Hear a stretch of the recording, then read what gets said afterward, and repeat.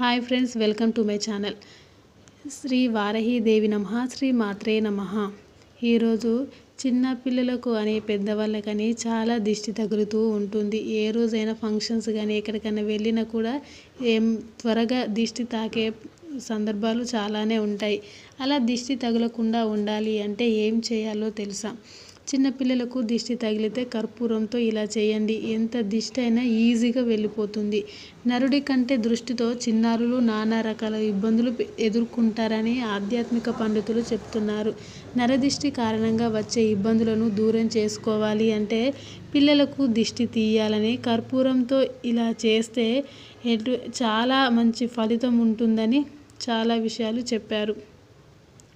పిల్లలకు దృష్టి అనేది సులభంగా తగులుతుంది. పిల్లలంటే చాలామంది ఇష్టపడుతూ ఉంటారు. వారికే తెలియకుండా వారి దృష్టి లోపం పిల్లలపై పడుతుంది. ఫలితంగా పిల్లల్లో నలత, జ్వరం, జలుబు వంటి రుగ్మతలకు లోనైపోతూ ఉంటారు. కంటి దృష్టి లోపాలు తొలగిపోవాలి అంటే బుగ్గపై కాటుక పెట్టాలి. అన్నం తినకుండా మారం చేస్తే కంటి దిష్టి పడి ఉంటుందని భావించి రాళ్ళ ఉప్పుతో దిష్టి తీయాలి. ఆపై ఆ ఉప్పును నీళ్ళలో కలిపేయాలి. 5 ఏళ్ళు దాటిన తర్వాత పిల్లలకు అన్నం వార్చి పసుపు, కుంకుమతో కలిపి వాటితో దిష్టి తీయాలి. ముఖ్యంగా కర్పూరంతో దిష్టి తీయాలి.